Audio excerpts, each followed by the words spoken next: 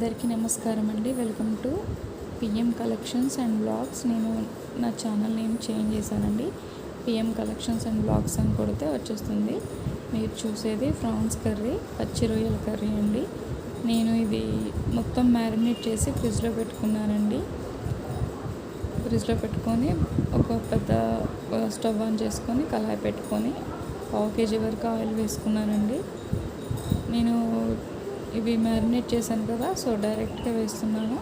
నేను మ్యారినేట్ చేయడానికి నీట్గా కడిగేసుకొని రొయ్యల్ని మంచిగా ఉప్పు, పసుపు, మజ్జిగ వేసుకొని కలుపుకున్నానండి. కలుపుకున్న రొయ్యలకి 2 స్పూన్లు కారం, స్పూనున్నర ఉప్పు, చిటికెడు పసుపు, 1 స్పూన్ ధనియాల పౌడరు, చిటికెడు మెంతి పౌడర్ తీసుకొని మొత్తం అన్నీ కలిపేసి నేను మ్యారినేట్ చేసుకొని పెట్టుకున్నానండి ఫ్రిడ్జ్లో.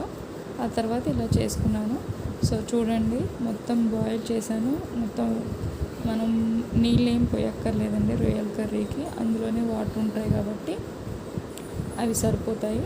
చూడండి ఎలా మంచిగా ముక్క బాగా ఉడికింది. రొయ్యలు అనేది జీడిపప్పుల్లాగా ఎంత బాగా ఉడికిపోయాయో. నేను ఒక చిన్న సైజు ఒక ఉల్లిపాయ తీసుకున్నానండి. ఆ ఉల్లిపాయలు మీరు పేస్ట్ అయినా పట్టుకోవచ్చు, ఇలా ముక్కలైనా వేసుకొని వేయించుకోవచ్చు అండి. మొత్తం వేగిపోయాయి. చూసారా, ఆయిల్ అనేది బయటకు వచ్చేసింది కర్రీలో నుంచి. ఇదిగో నేను పైన చల్లుకోవడానికి కొత్తిమీర, అలాగే పుదీనా, కరివేపాకు మొత్తం చిన్న చిన్నగా కట్ చేసుకొని వేసుకుంటున్నాను. ఆయిల్ అనేది పైకి రావాలండి, అప్పుడే మనకి కర్రీ అనేది అయిపోయినట్లు. నేనైతే హై ఫ్లేమ్ పెట్టుకొని చేసుకున్నానండి. చాలా చాలా టేస్టీగా వచ్చింది కర్రీ అనేది. మీరు కూడా ట్రై చేసి చెప్పండి. ఫ్రాన్స్ చాలా ఫ్యాట్ కర్రీ, ఎక్కువ తినకూడదు, కానీ దొరికినప్పుడు మంచిగా తినండి.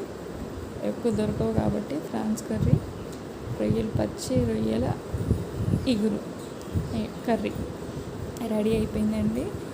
ఇది మీకు ఎందులో అయినా బాగుంటుంది. చపాతీలోకైనా, బిర్యానీలోకైనా, వైట్ రైస్లోకైనా ఎలా అయినా బాగుంటుంది. చూసారా ఎంత బాగుందో. జీడిపప్పులను ఫ్రై చేసుకున్నట్లుగానే ఉంది.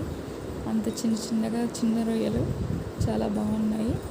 దీని కాంబినేషన్, బెస్ట్ కాంబినేషన్ అయితే బిర్యానీ అండి.